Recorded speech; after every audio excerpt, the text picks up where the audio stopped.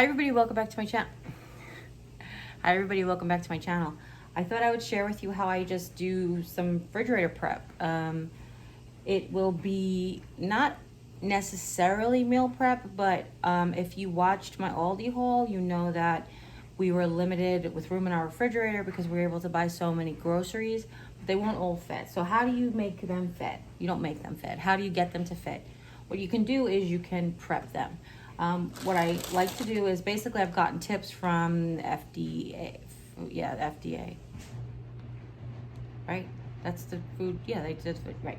And also the government's nutritional. I basically find out how to prep the foods that you want to prep. So if I could pre-cut my peppers, wrap them in paper towels, that kind of thing, then they'll last longer, they'll take up less room, and they'll be ready to go, which makes living with limitations definitely something. It makes life a lot easier. It makes life a lot easier when you live with limitations. It makes the job of cooking less taxing, if that makes any sense. It could really be overwhelming if you let it. So what we have that we're going to prep today is some peppers. We have red and green. We have some romaine lettuce. We have some iceberg lettuce, and then we have some cabbage and chicken. I know you guys have seen me prep chicken before, but I do have just one thing that I do different. Not really different. I don't fillet all of them anymore because there are certain meals that I like to cook for the keto that have like whole chicken breasts. So that's usually what's different. But I basically have my paper towels, my gallon-sized Ziploc bags, my permanent marker. I have already pre-marked the bags that I know that I'm gonna need. One for peppers, one for romaine, and one for iceberg. The cabbage I'm prepping to cook tonight, so I'm not gonna label that bag. I'm just gonna put it in a bag. And the chicken, we don't label because we can see through them in the freezer and we can tell it's chicken. Sometimes I label it if it says tenders, but usually I can tell it's tenders because tenders will be all clumped together, as opposed to when I do chicken fillets, they're separate when they freeze. So I'm gonna tilt you down and get to it. And I have usually a hot wet rag with me to wash my hands between and my knife. I start with the least grody food and work to the grodiest food. So chicken will be last. And I think I've shared with you guys lots of times. If you're new to my channel, you don't know, I freeze my meat flat for a couple of hours, and then I stand it up into one of those like trays that go in your refrigerator freezer. I got mine from, I want to say they're Glad, and they're from Big Lots, but they're either Hefty or Glad. Maybe they're Hefty, but they're like a food storage brand, and we got them from not Big Lots. I said Big Lots the first time too, didn't I? From the Dollar General. They were just a couple of bucks, and I find them to be much more sturdy than freezing different plastics at the Dollar Tree. So let's get started. Well, first we're going to start with peppers. I just wanted to say hi, everybody. Thank you for joining me. Hopefully some of you will find some new tips. If you're an old pro or if you're a restaurateur, then you want to share in the comments any extra tips, you can go right ahead. I really appreciate it. I just wanted to let you know that while you prep vegetables in your for your refrigerator, it also helps when you have physical limitations or disabilities. And what it does is it gives you the opportunity to almost pre-prep your food prep. So we do food prep to help us when we have limited energy or limited mobility for a day. It really does help us have a nutritious meal, to cook something that we wouldn't normally or don't every day have the energy for. So this is just one of the reasons that I do this. It does make room in the refrigerator, like I mentioned before, but it also does really help on those days where, you know what, I just can't do that little bit extra. If on a day when I have energy, when the groceries come, if I have time to do this initial cleanup and food prep, pre-prep, then I will go ahead and do it because it really is very, very helpful. So what I'm doing, if you don't ever saw this before, is I basically put a slit down the side. I insert my knife in the slit and I turn it a little bit on the side. You guys can see there better. And then you go around the outside of the pepper. What that does, it takes off most of that extra membrane and whatever seed membranes might be stuck. Obviously seeds fall, so they can fall onto the pepper, but you basically cut most of it off. Occasionally you have a mishap like this, especially when you're looking at the camera and not the pepper. And then I always cut the bottom off, and this is what I'll put, these bottoms and these little bits here is what I'll chop up and put in my sausage and pepper pasta too. Okay?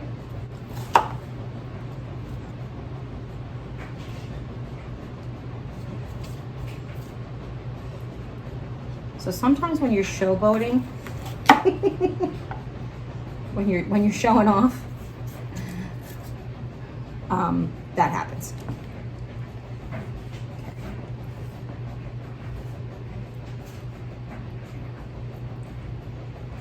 Since I have all these extra pepper pieces, I'm gonna save one of these strips for storage, and I'm going to take these. So what I like to do is I like to take the bag that it came in and put my cut up for meal peppers in there. So I'm gonna get to that real quick. I'm just gonna strip these peppers.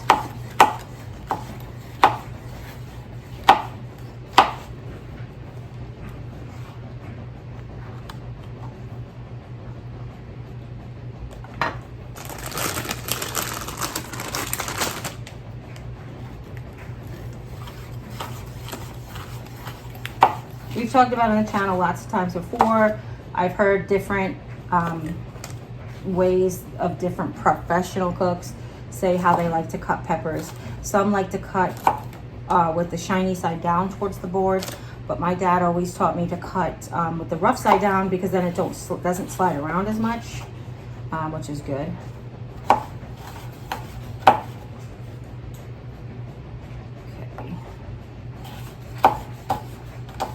And we never waste a part of the pepper, except obviously the seeds. Even that doesn't go to waste, it goes to the animals.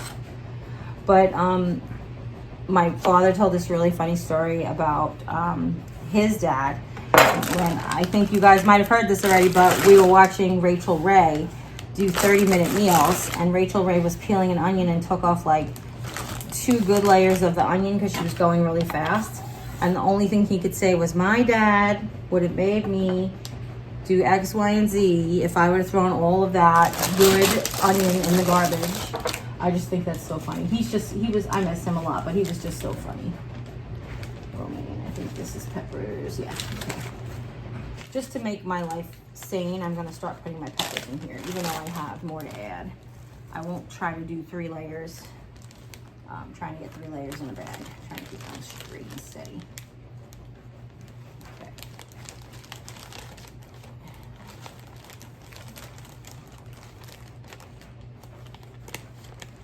Now, an airtight container would work if you're a person who has 0 single-use plastics, but we actually keep these. They rinse out really well, and when you use them just for the vegetable that they're for, they last several uses. So now we're going to do the multicolors. Now don't worry, I didn't forget to share with you that I put paper towels. Now we like the selected size pieces of paper towels because I get to use just that 1/3 of a sheet or 1/2 of a sheet. It's perfect for when we do peppers. But basically I put them down, cut side down, another layer, cut side down, and I stack them the best that I can to fit in as many peppers as I can in 1 gallon size bag. If I was doing meal prep for, say, tomorrow, I'm going to make the sausage and pepper pasta tonight as I'm cutting these, but if I was going to even just make a meal tomorrow, I might go ahead and do the meal prep for it and cut up the vegetables. When you cut them up, the cut ends rot a little faster because of the moisture that they release. So try not to pre-slice your peppers too far in advance. That's all. But these peppers do last for weeks, cut up, as a matter of fact. And sometimes they can start to get a little slimy, or depending on like where they were picked, or different factors, as I mentioned. But just be mindful, check on them every once in a while, see when you have to finally use them, and this way they won't go to waste. Okay. Now you can see that I layer them with whatever color. That part doesn't matter to me. And then I try to get as much air out of the bag as I can. The pepper bag, I meant to say, I do rinse it, but if a pepper for some reason has got rotten in there for one reason or another, then I won't reuse that bag, because if there the mildew, the bacteria that's in there, you really can't wash that out very well. I would love to pray that I had room in my refrigerator or freezer for the non-single use plastics. I would love to keep my vegetables and cut up food in, glass containers or plastic containers, and not have to use gallon size Ziploc bags as much. And maybe someday that will be possible, but for right now, we have limited space in our refrigerator. It's a side by side. We have a lot of people with a lot of different tastes, so we do the best we can. Okay. Now, I won't wash these ahead of time again, because water promotes the rot on peppers. So I'll just wash them right before I go to use them, or depending on how I'm cooking them, because most foodborne bacteria will cook out. And if I'm going to cook these in a sauce or in like the peppers and onion pasta, that's going to cook down, almost obliterate the peppers. So if it's going to cook down long enough at a high enough heat, then I won't worry about washing them. But never want to eat raw vegetables without giving them a wash in a proper fruit and vegetable wash. And then I just take the other bag and I put all the scraps in it. We have a lot of critters in our yard and in the field next to our yard who love all kinds of fruits and vegetables. And worst case scenarios, if they don't eat it, it just becomes nature's compost, because from the earth back to the earth is what I say. Just don't put it in the landfill. That's all. Okay.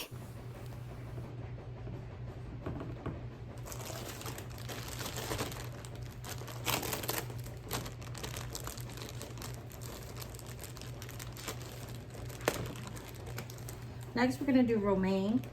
Get my Romanian bag.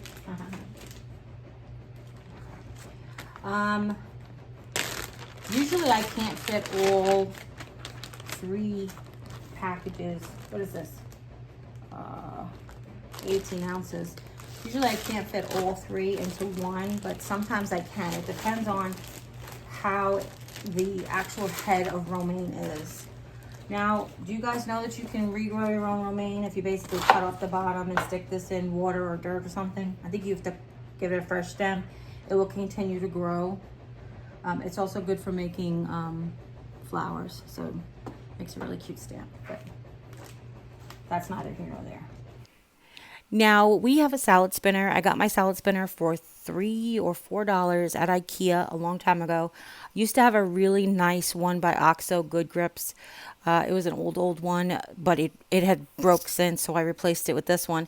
That one was much larger, but this one I actually like, because when we have like salad, that we make a salad, we can keep it in the salad spinner. And what it does is it does keep the moisture off the salad. We talked about not wanting to use as many single-use plastics. That is a great way. If you have a salad, cut up lettuce, then you can just keep it in the salad spinner in the refrigerator. That's a great way to keep it and keep it fresh longer. It won't stay fresh forever, but fresher longer. So I just like to cut mine, as you can see, in strips, and then we put it in the salad spinner. We give it a really good rinse with your hand around. My salad spinner will have to do this in batches, because again, it's not very large. And of course, my assistant is going to be my salad spinner for the day. So I think I'm going to get about 1 to 1.5 heads in each batch. And then you just want to make sure that you spin it as dry as you possibly can. What I'm doing then is I'm taking 2 layers of paper towels, and I'm going to put them on inside the plastic bag. And then once the vegetables or the lettuce is completely dry, or the driest it can get, then I'm going to go ahead and put it on top, and then continue on and on. So I have this on 2 layers of paper towels, and I'll put 2 layers of paper towels on top. and one layer between each layer, if that makes any sense. Hopefully that makes sense. Again. Just like with the peppers, lettuce, the water promotes rot, but you don't want it to be completely dry. So that's why we don't change out the paper towels. Once the paper towels have absorbed the moisture from the lettuce, it's okay to leave them in a semi-moist environment. So we leave the paper towels in there. We really do like hills and valleys with our salad. We're like be on a salad kick for like 4 days in a row, and then we won't touch it again for, I don't know, like a week. Romaine cut up in this method stays forever. As a matter of fact, last night we had it that the rest of this batch, and this batch was almost a month old. So just to give you an idea of how long it could last if you prep it properly. That's all. Okay. Now, this is also good for other leafy lettuce, but look it up. I like to look on the internet for the best ways to store certain herbs, vegetables. Some vegetables are best to keep intact. Some vegetables are best to use cut up. But again, I've told you, not only is this about making better storage, but it also is about meal prep. So what we're going to do here in a minute is some cabbage. We're going to work on some cabbage. And for the cabbage, I'm going to do a little bit of meal prep and a little bit of storage, just so you get an idea of how to do both. Now, just like Romaine, Iceberg, you can store it the same way. However, Iceberg cut doesn't last quite as long as Romaine cut, so keep that in mind. I think it's because it's more water in it. That's just what I've always learned. So I can't, I don't know everything, but I know a lot. That's what I've always learned. So you guys know how to take the heart out of a lettuce. Did you guys see that? Basically, you just smack the lettuce heart side down or stem side down onto a counter, and the whole heart will pop right out. This is really good for a wedge salad too. But what I like to do is we like to take some sandwich slices, quote unquote sandwich slices, and keep them separate. We like to just take the first couple of extra leaves off. I take the stems off the leaf. I don't throw the stems out. I add them to my salad mix. And then we can put them into a separate bag for sandwiches if we're going to have sandwiches that day, or burgers. But that's not what we're doing here. We're going to cut up this. Mom said she doesn't really care for romaine as much, so she wanted to have some iceberg in the refrigerator. And I said I would go ahead and get her some iceberg. Now, she really does appreciate the outside leaves more. So you can see I'm actually going to store this in 2 different batches and prep it in 2 different batches. So what I did for the first is I took out the outside leaves. I took all the stems off. I'm going to save, like I said, I'm going to save the stems for the end. And then I'm rolling them to give it like a chiffonade, but like a really wide chiffonade, obviously. So we're just going to roll it and cut in long strips, just to get them like nice and narrow, but to have lettuce for salad. Now what I'm going to end up doing with the middle of the lettuce is cut it really, really fine for like taco night and for other applications like that, just to like almost make it like shredded lettuce. Okay. Now, you're just going to do this with the whole thing. We're going to stack it the same way. First, we're going to wash it. We're going to make sure we dry it as best as we can. Store it in a bag exactly like the romaine. But I told you, we're going to actually have 2 bags. One's going to be for shredded lettuce, and the other one's going to be for salad lettuce. And we're going to wash them separately, but that really is neither here nor there. If you are on restricted diets, a lot of times for potassium, if you have too much potassium or kidney issues, they tell you to stay away from green leafy vegetables, but iceberg is usually the exception. Also cabbage, basically the lighter the green, the least amount of potassium that may have it. But of course, check with your nephrologist and make sure, or your doctor, and make sure that they give you a good diet for your kidneys. Okay, just something I learned from my dad. So now this is cabbage. I actually had a half a head of cabbage left over before we went to do the shopping, and we were going to have it for dinner that night. So for that cabbage, I just cut it in quarters for meal prep. And then the rest of the cabbage I'm going to do for like egg roll in a bowl or slaw. So first thing I'm going to do is I'm going to cut the cabbage in half through the core and then in quarter. Make sure you keep it through the core. The core, actually keeping the core on helps it stay together for your initial cuts. But when we're going to do it for shredding, we're going to go ahead and take the core off because nobody really likes to eat that. But don't throw it out if you can't give it to your critters. Don't throw it out. I actually like it steamed myself because it does have more of a tooth to it. But, you know, my family doesn't really care for it that much. Now I'm going to cut this into big shreds because this is for egg roll in a bowl, which will cook down.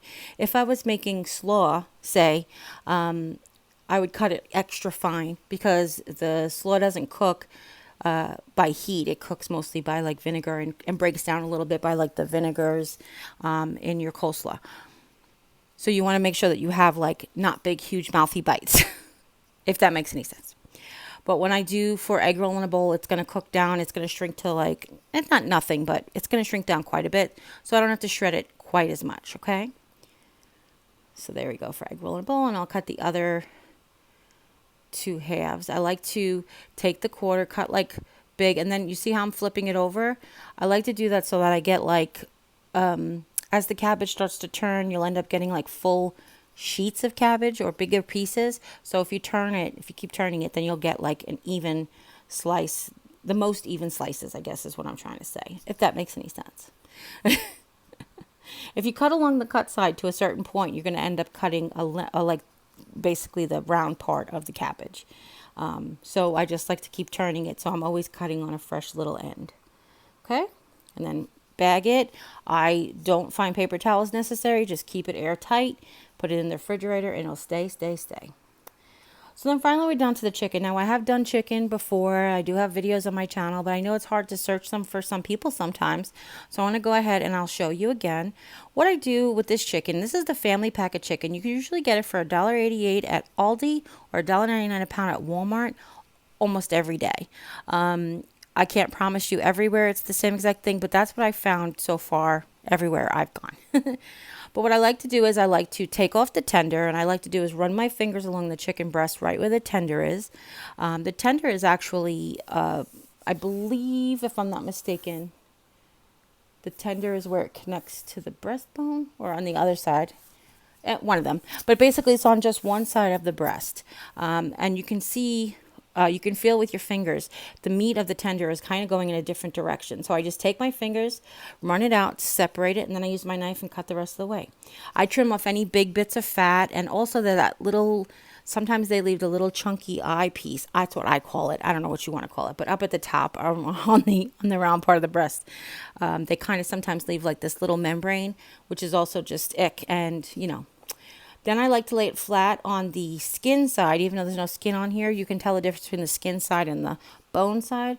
I like to lay it flat on the skin side. I use my hand and I go ahead and I fillet it. I try to do the best I can. What I like to do is fillet them all. And then when I go to put them away, I like to match them with like sizes. Or mom does eat less than us. So what I might do is put 2 bigger ones with 1 little one for a meal, depending on what I'm prepping it for. Okay, and I'm just going to continue with all of them. I think for this batch, I went ahead and I was going to leave 2 whole breasts for some keto dishes, but I went ahead and I just created all of them. So what I like to do then is I like to take my tenders, I'll clean them up, and then I'll put them in a separate bag. If you are not a family that eats tenders, you can, and I've done this before, we cut the tenders up for when we want to have like stir fry, or I make a fake chicken carbonara. It's chicken and bacon and Alfredo sauce. I have that recipe on my channel too. So sometimes I'll just take the tenders and I'll cut them up into bite-sized pieces. So that's just another idea if you haven't. Now I did mention in the intro that I freeze all of my meat flat. This does save so much room in the freezer. It just takes a couple hours, and then basically what we'll do is we'll prep all this meat, freeze it, and then go in before bed and we'll stand it back up in its rack. This way we have it put away, and then we can just go on the next day and just not have to worry. If you are a person that likes to keep your stuff very separate, you might have more than one rack for like chicken and pork and beef. But we just go ahead and we just put them in. I like my chicken, pork, and beef just like that from left to right. That's how I like to store it. So I take this pizza rack that I got at the dollar store. I'm not kidding, before I met my husband. So it's got to be 25 years old. It's warped all kinds of ways, but we use it when we're doing frozen pizza on top of the pizza pans. It makes a crispier crust, but we also use it for this application because it does let air circulate. So what I do is, with the help of my assistant, because I forgot to open the bags. If you're doing this by yourself, pre-open your bags and pre-label your bags. That's probably the best thing to do. So what we just do is we can either cold water shrink wrap them, which again, the other video on my channel shows you how I cold water vacuum seal them. But this is just to show you that if you don't want to go through all that, you don't have to. You can roll the chicken kind of like we roll the ground beef. You get most of the air out. It's not quite as vacuum sealed as when you do cold water vacuum sealing, but it is pretty close. This is me and my husband trying to decide about what we're going to use this chicken for. Let's just have a conversation while you guys just sit around and watch. Yeah, maybe we'll put it there. When there's odd numbers, sometimes I'll take 2 or 3 of the little ones and add them with a full-size one, and then we'll leave that for possibly stir fry or cut up or different dishes that we can make. And then we stack them on that rack. Make sure that the bags are dry when you stack them. They could freeze together. However, even when they freeze together, they come apart really quite simply. But it's just something that helps make your life a little easier. Okay? And I like to lay them flat. I don't stack the breasts on top of each other, but when there's tenders, I just go ahead and throw tenders in the bottom of the bag and roll that. And this way I can distinguish when something's tenders because it won't be laid out, if you guys catch my meaning. And that's it. Hopefully you guys enjoyed this video. Hopefully you got some good tips. If you have any questions, leave them in the comments down below. If you have anything you want to share, go ahead and do the same thing. And as always, you guys take care. God bless. And we'll see you next time. Bye.